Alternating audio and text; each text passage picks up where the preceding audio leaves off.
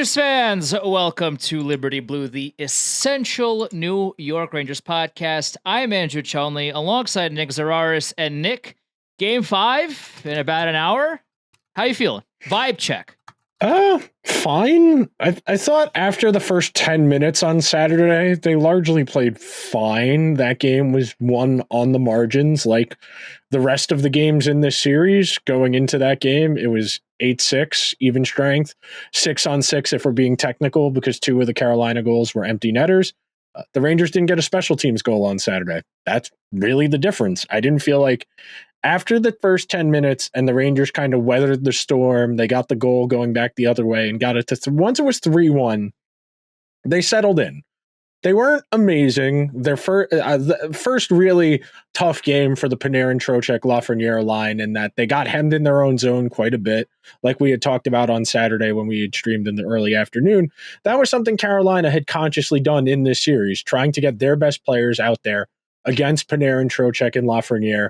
If they make those guys play defense, they can't create offense. And for the first time this series, you saw Carolina have some success with that. Sure, some of the goals Carolina had, some of the success Carolina found early in that game were off of Ranger mistakes as opposed to Carolina really kind of pressing their agenda. But these are the playoffs. Carolina is a good team. You had to expect them to come out with a kitchen sink type performance, and that's what they had. When you're going to get a goal from down the lineup guys like Kuznetsov and Nosen, you're going to have a relatively good outcome. And sure, the Rangers got down the lineup goals too. They got goals from Cooley and Gaudreau. You don't expect that all that often, but if you get those and you get a power play goal, the Rangers probably win on Saturday. If you have a better first 5 minutes and the way they played, they probably win on Saturday. But the way the game shook out, they were right there. They had chances. They had a couple posts. They couldn't find the fourth goal. It happens. Reasonable effort, not like anything glaring, anything, oh my God, how are they going to fix this?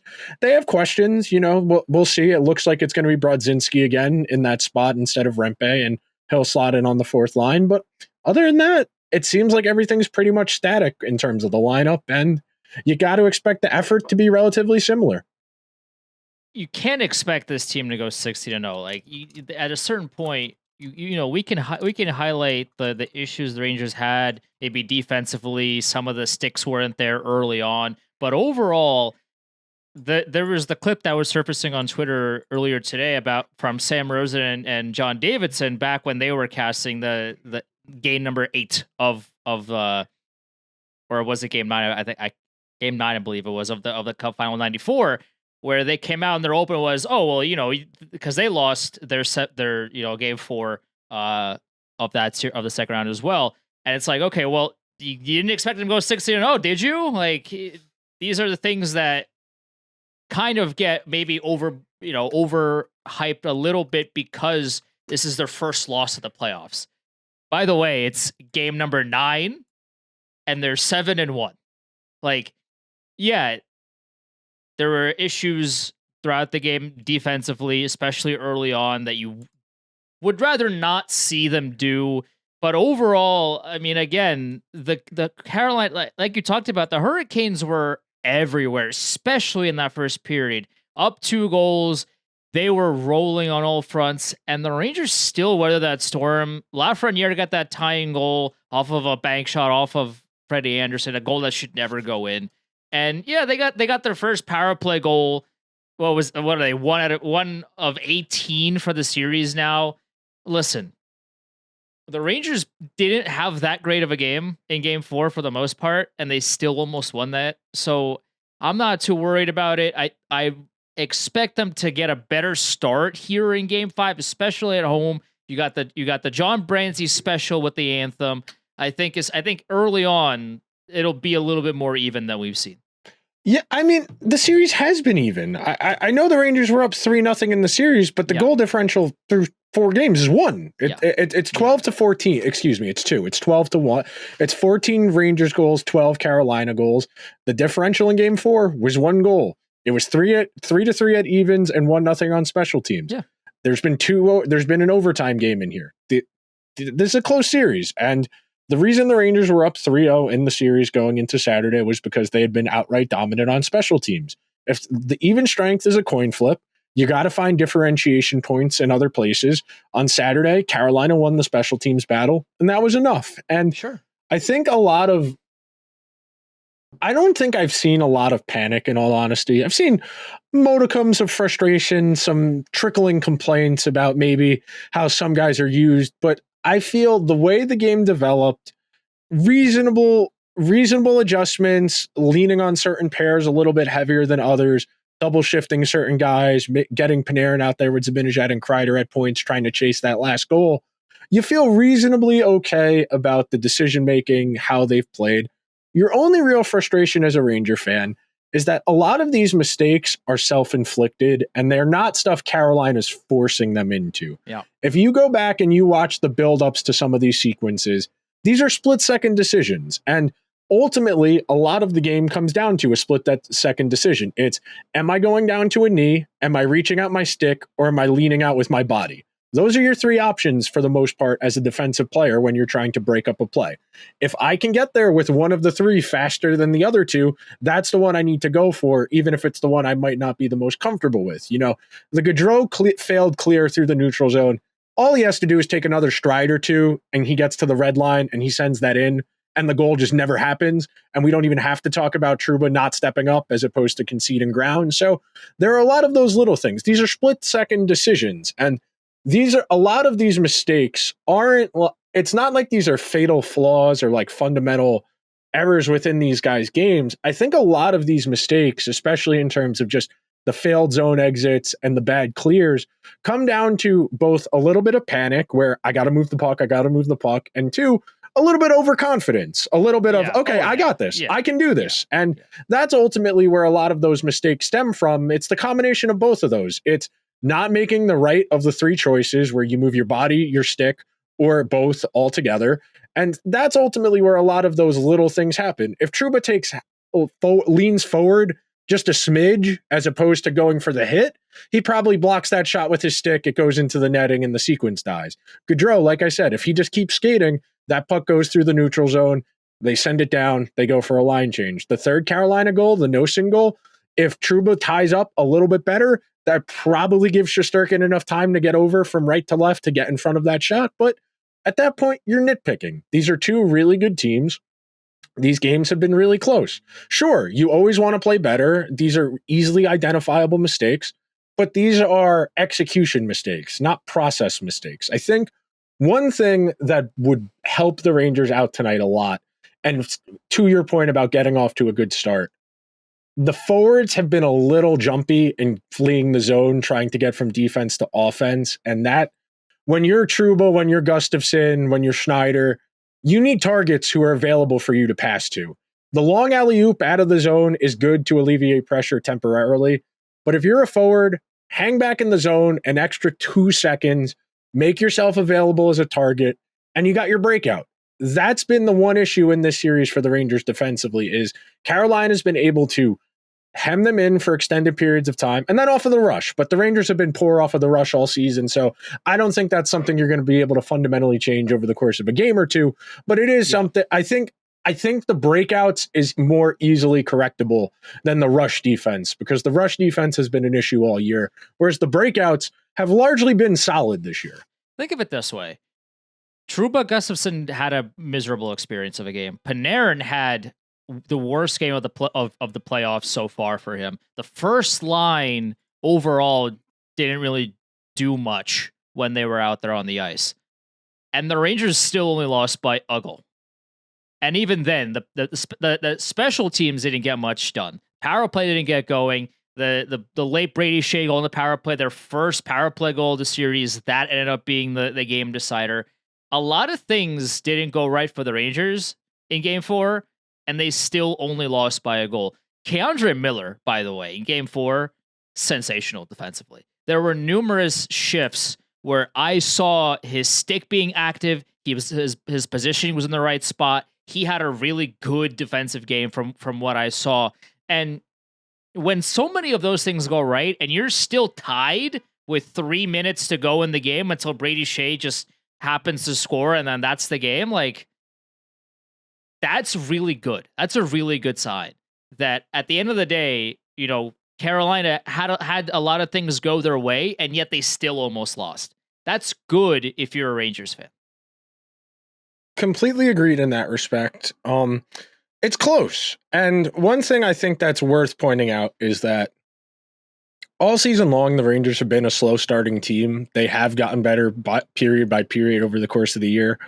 Pretty much all of the numbers bear that out, both in terms of goals and shots on goal. I jokingly tweeted the lean forward lock in graphic after the first period on Saturday because it's true. The Rangers stylistically, they just need to withstand that first period. If they're in the game after one, they can start to get their counterattack going. And it's twofold because once you get a lead, the other team I'm talking about, that changes how you're going to approach offense. You're going to be a little bit less risk averse. You're going to be a little more defensive. And that's going to play into what the Rangers want to do. The Rangers want to go from defense to offense quickly. And then when the third and fourth line are out there, they want to cycle you into a pulp. You get those two things going. You're giving the other team a variety of looks throughout your lineup. I think that's something that the Rangers in particular are a bit better suited for in the playoffs this year as opposed to some of the years past, where if they can't get their rush offense going, where they can't get the cross-team pass, where they can't generate odd man rushes, it really feels like there's no consistent way for them to score. Whereas now, even if that Cooley, Wenberg, Kakko line isn't putting the puck in the net a whole lot, they aren't. They're still maintaining possession. They're still putting pressure on the other team. The Rangers aren't playing defense when those guys are out there. And that's mitigating risk for the Rangers when you have that out there. And even Gaudreau, Vesey, and whomstever as the fourth guy have done a reasonable enough job of that, of just holding the puck in the other team's offensive zone for extended periods of time and forcing them to play defense. That is why this series is has been as close as it is, even though Carolina's had the puck a lot more. The Rangers have been able to capitalize on the opportunities they've had. Like you mentioned, the Lafreniere bank goal off of Freddie Anderson. Hank had a really good segment about that on the TNT broadcast about the goalies being a little wonky on the post. And if you haven't seen it, I highly recommend checking it out. But when you have these opportunities, you got to pounce. And the thing I will point out to you as a Ranger fan, you felt Carolina get a little bit nervous there. Yeah. That puck goes in off of Freddie Anderson's back. Freddie sulks down to the ground like, shit, I can't believe I let that in. Everybody starts looking around at each other, and the Rangers are all looking up and down the bench at each other, giggling like, okay, one more, we win this game, we win the series. That is something I don't think you can put a label on. I think the Rangers have had so much confidence this regular season, these playoffs, whereas Carolina, especially going into that game 4, felt a really heavy burden of, we don't win this game, this team is going to look very different in 2 months. Hell, Rod might not even be the coach if this goes this way. So I think the stakes are obviously high. These are the playoffs, but for this Carolina iteration specifically, they realize they got 7 or 8 unrestricted free. They've got 4 or 5 unrestricted free agents, 3 or 4 restricted free agents. The coach is a free agent. If they go out in 5, they have real question marks as a franchise. So I expect Carolina to be desperate again. It's just a matter of, can they maintain that intensity? Because you saw on Saturday, ton of intensity in the first, but once they got out to that lead, they dialed it back just a smidge. They weren't as aggressive trying to get that 4th goal until late when they eventually won. And that benefits the Rangers, like we just talked about. The Rangers get better as the game goes along, and it helps them if the other team is a little bit less aggressive offensively. So stylistically and mentally, you have things working for your favor as the Rangers, regardless of the actual on-ice results. You have stuff that is working for you. Can we talk about Alexis Lafreniere for a second? Like, this dude, he just doesn't give a shit. This dude is he's on one right now. That's saying it mildly. Like, the Rangers had, and we talked to Sam Rosen before the season started, where the fundamental question that we asked is, can Lafreniere make that next step? Where is that first overall potential that the Rangers drafted him with? That was the whole thing. This guy was essentially the consensus number 1 pick. This is the next superstar, et cetera, et cetera. Coming into this season, there were some question marks. Like, where is this next step? Where is he going to go? Elevate his game. Not only has he done that in this playoffs, he's been at times their best player. Period. Besides Shesterkin, of course, he's been everywhere. His confidence is on another level.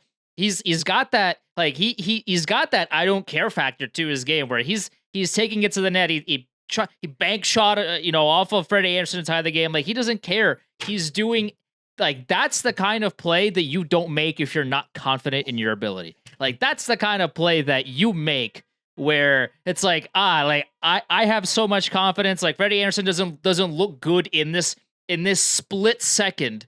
I'm gonna take advantage. I'm gonna shoot it off of his back and see what happens. It is so much fun to watch Alexis Lafreniere right now.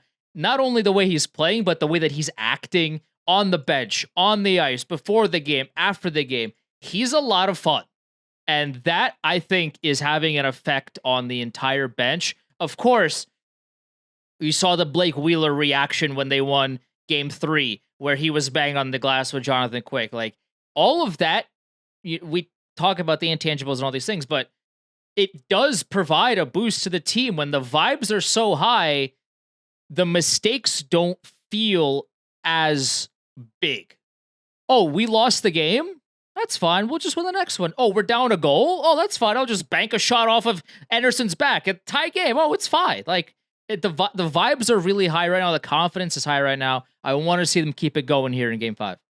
I'm trying to there's I forget the exact way it's phrased, but someone like Lafreniere is, I don't want to say naive, but like, he doesn't have a perspective of how difficult this is. Like, he's been in the league he's been in the league 4 seasons. They've been to the playoffs 3 of the 4 years. He's played well in 2 of the 3 playoffs.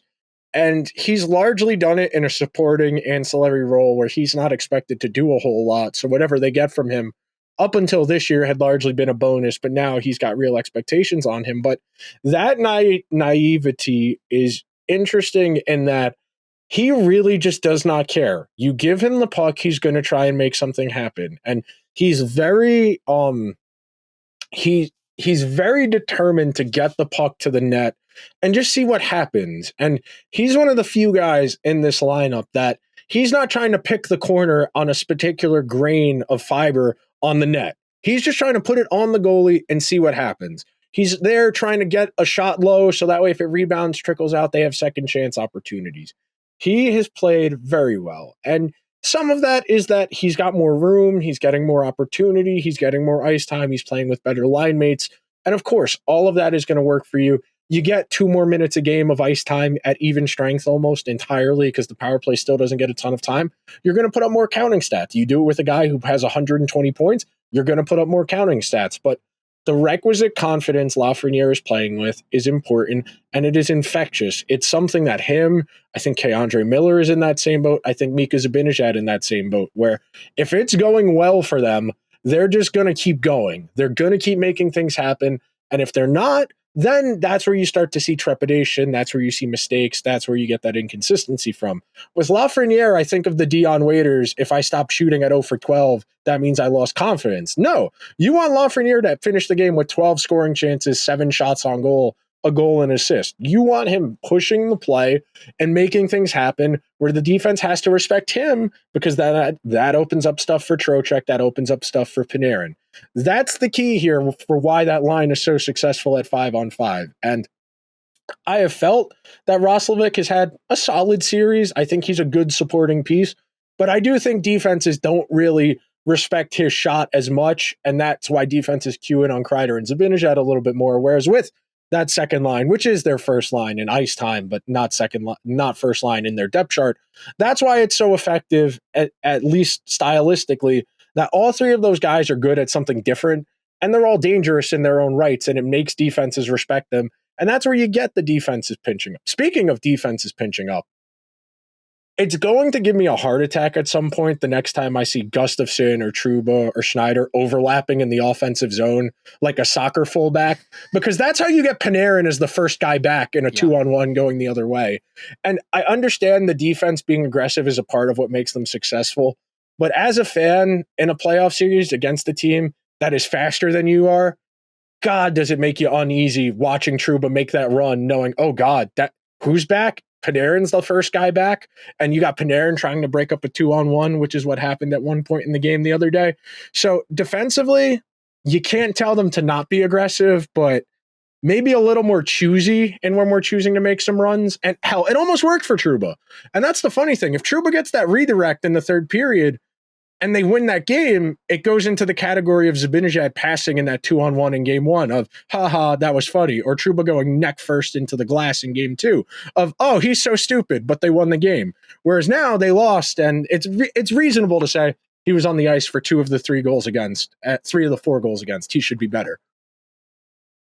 That's an understatement. Like, yeah, if you want to excuse that one play of he was trying to make an offensive play, it didn't work, and that cost him, I can live with that. These are situations where, again, there's split second. You make the decision to crash the net or, attack in such a way that has Panarin playing defense on a 2-on-1. I can live with that in a series where you're up now 3-1.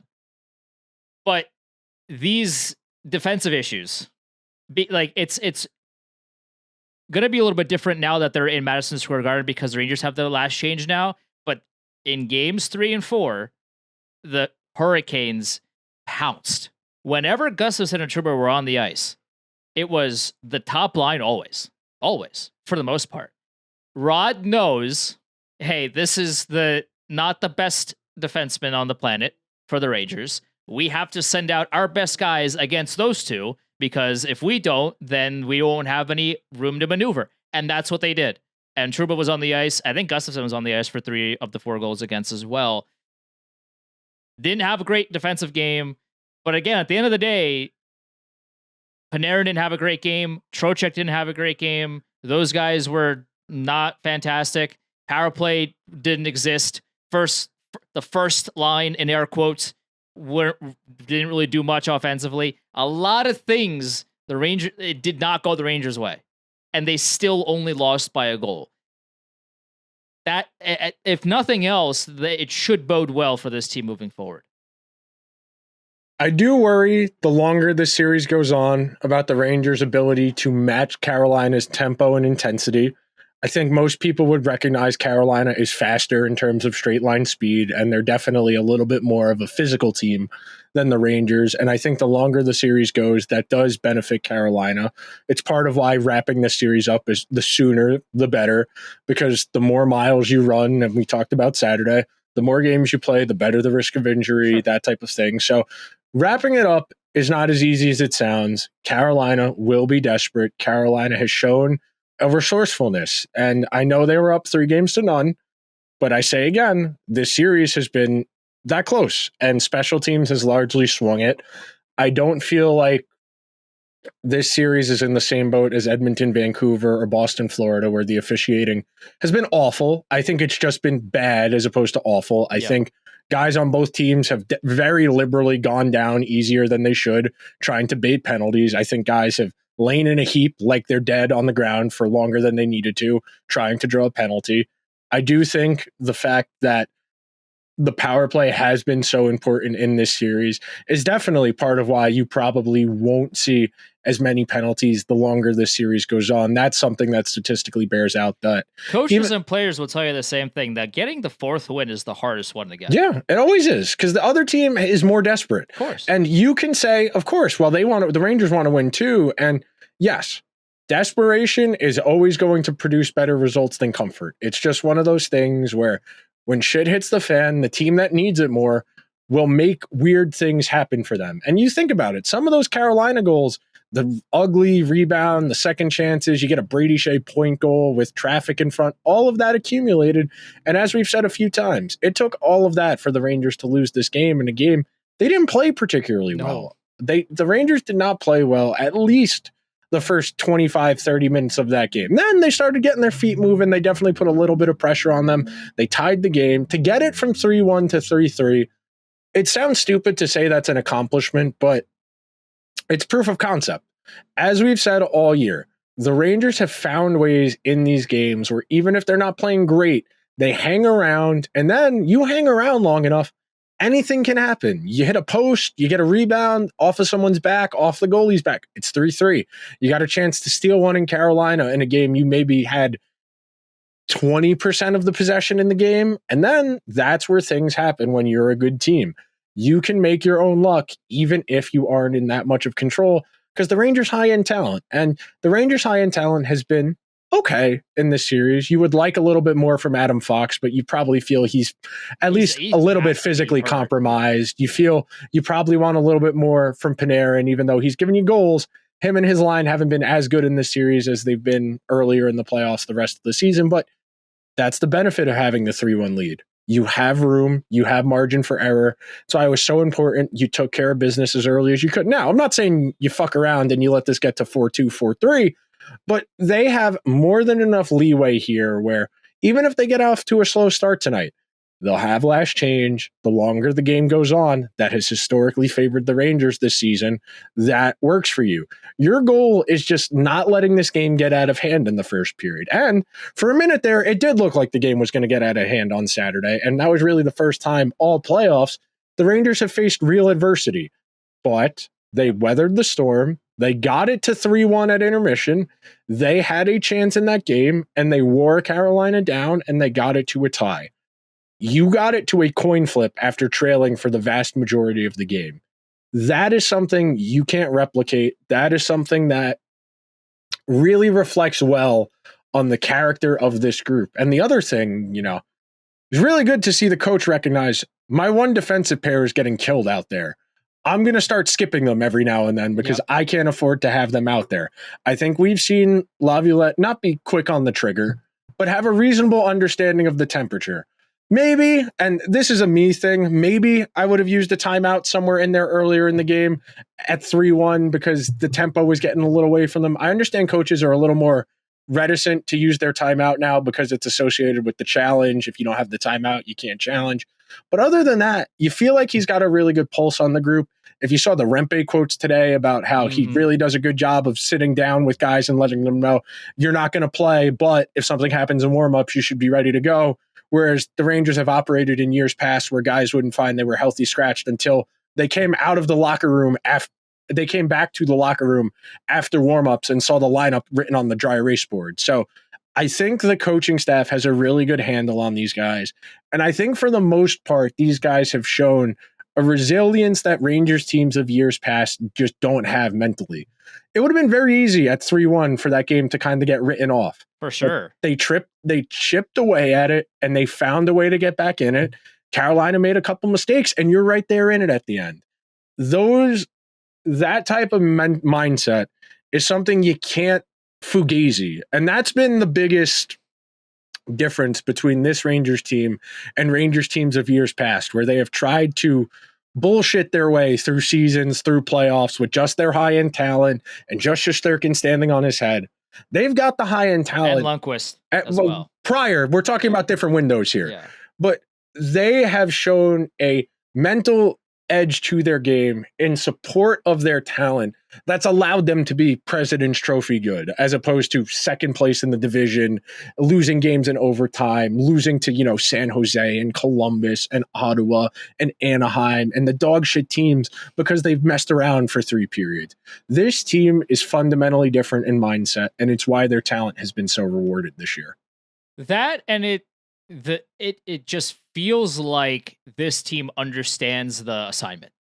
They know, okay, if we let this slip to game 6, to game 7, that they don't want that, and they're gonna do their. This is gonna sound silly because I feel like every team that has a 3-0 lead doesn't want it to go 6 or 7 games, but they have a fundamental understanding of what to do, what not to do, how to end this game, how to end this series as fast as possible, what to do in situation. They were down 3-1, like you said, they could have really spiraled out of control. And that game could have, opened up, and that could have been a track meet of a hockey game. 3-1 down, they hunkered down. They got the second goal off of a Barclay Goodrow deflection, and that third goal off of Anderson's back, and all of a sudden it's a tie game. Off of, out of a first 20 minutes that didn't really look good for them at all. So so much of that is mental, like you talked about.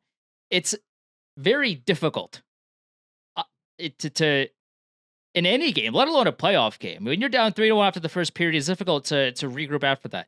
To do it in a playoff series when you're up 3-0, a lot of teams could have been like, let's try things, let's do this, let's try to, we have to do something that we haven't done before to try to catch them off guard, whatever. They just played their game. It's a very, I don't want to say a stoic way to play the game, but it's a very kind of, we understand our fundamentals. We are going to keep playing our fundamentals because we've been working at it all season long, and we're going to play the same way regardless of the score. And that's one of the best ways that they have in their pocket to bring back any game, no matter what the score is. And that's why they're one of, if not the best comeback teams in the league, is because they maintain that mentality throughout the game. And over the course of a game, yeah, like if whichever team they play has an all-out attack in the first 20 minutes, it's not sustainable for the entire game to have that kind of pressure for every shift of every minute of every game. Eventually, there's going to be pockets where the Rangers find themselves in an advantageous position, and that is where they get their damage done. That's been the fundamental formula for this team offensively at 5-on-5, and they know it to a T, and they're not going to change it. So regardless of what the score is, they play the same way, and it is really refreshing to see them not panic. It's really refreshing, and there hasn't really been a whole lot of moments to panic because they've won every game besides the one that they just played. But you could there's a different feel about this team that we haven't seen in previous years, where they're not gripping their sticks too tightly. They're not overthinking plays too much. Yeah, I mean, one too many passes or the split second decisions maybe not going their way sometimes, whatever. But you're not seeing you're not seeing the fundamentals break down in front of you in real time. And that is so refreshing to see as a fan of this hockey team. It's the secret sauce. The more even keel you're able to play, the better your odds are, because you don't get too high, you don't get too low. That comes to the personalities, that comes to the mindset of these guys, and you gotta feel reasonably good about their ability in any of these games against anyone, because they've played reasonably well in these playoffs, and they haven't peaked yet. I know they were at 1.7-0. They killing teams on special teams throughout the first 7 games.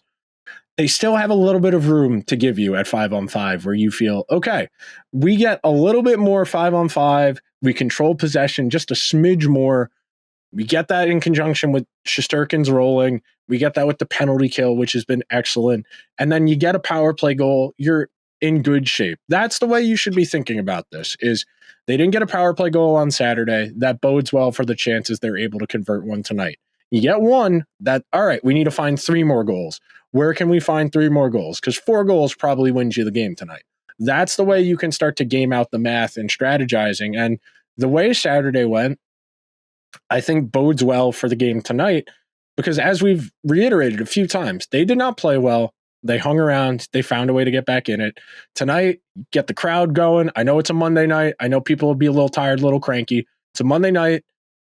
Loud, intense. First 5-10 shifts, probably a little bit slower than the game on Saturday, because typically speaking, the games always get off to a slower start here than they do on the road for whatever reason. The Rangers are able to match a little bit harder. These games, lots of icings, lots of pucks out of play. Play your matchups, get a feel for how the game is going to take shape, and then play the game as it comes to you. Not all 4 of these games have developed in the same shape. Some of them, Carolina's gotten out to the faster start. Some of them, the Rangers have scored first and gotten out to the faster start. So the Rangers are well equipped for most situations. They need to find a way to cut down on the mistakes because Carolina's too good. But other than that, man, we're talking about pinching a little late. We're talking about a backhand pass through the neutral zone. We're talking about a rebound. We're talking about a power play goal. Carolina's good. Carolina will score goals if you give them the opportunity. It's on the Rangers to score 1 more than they do, win the hockey game, and go on to the next round. It is that simple. They very well can do it. They are well equipped to do it. I would dare say they probably should do it tonight based on everything we've seen, because Freddie Anderson, tired, very clearly, not 100%. Either. He's been fine. I wouldn't say he's been great, but he's been fine. He's not the reason. I'm not saying he looks bad. He's not the reason they're losing, but he's worn down. Yeah. He's tired. Yeah. It's been a long season. I know he was in a straight tandem down the back half of the season where he's playing every other day. In the playoffs, you go to a double overtime game, you're going to have a little bit more of a physical wall that next day when you get up. So it's understandable they went to Kochetkov, put pressure, force him to make saves, and see what happens. This is a Rangers team that is ready for this moment. It is simply a matter of executing. It's that simple. Yep. No, they have what it takes, and they know they have what it takes. It's just a matter of continuously applying that pressure until you find that gap, until you find that moment where you can attack. And yeah, again, I'm not saying Anderson has been bad by any stretch of the imagination, but he's been beatable. The bank shot, the couple of shots that maybe you'd like to have him stop. I think the Panarin goal, I think it was in game 1 or was it game 2 that just kind of slipped through him. He hasn't been like Stuart Skinner bad, but he hasn't been Shesterkin good either to that extent. So if you just keep applying the pressure and you keep essentially peppering shots, almost like what Carolina is doing to Shesterkin, but maybe, have Anderson not see some of these, I think the Rangers are going to be fine. I'm not too worried about him right now. I'm seeing that Rempe is taking warm-ups and Brodzinski isn't. Whether or not that means he's going to play or not, don't know. But if you're going to sneak Rempe back in, I think you can get away with doing it here because you have last change and it's a little bit easier to hide him. I think same thing will be true of Gustafsson and Trouba, where you can protect them a little bit better by giving them more favorable matchup. Not warming up either. No, Hedl I didn't figure was going to play regardless. But if Rempe does draw back in, you can get away with it at home. I don't think you can play him in Carolina, but God willing, they take care of it tonight, and that's not a consideration to worry about. Hopefully they win tonight, get shit taken care of. You see how Boston and Florida is going. Those two teams, not for the faint of heart. It's definitely a little bit more violent over there than it is over here. Sure. The report, by the way, on Hedl is he's sick. He was sick, and now he's dealing with soreness that is, according to Molly Walker, unrelated to a concussion. So he's fine. Yeah. He would not have been classified day to day if it was anything serious. And that's why I think for once you can take the Rangers at their word when it comes to an injury in the postseason. Let's get everyone out of here. People got to go get their pregame rituals in. I need to eat. I need to go get a lift in. Well, we will talk to you probably some point later in this week, depending on how the series shakes out. Make sure you are subscribed wherever you get your podcasts. Leave the show a 5-star review. If you're watching over on YouTube, hit the subscribe button, hit the alarm bell, get a notification whenever a new episode or content goes out. Till then, let's go Rangers. Talk soon.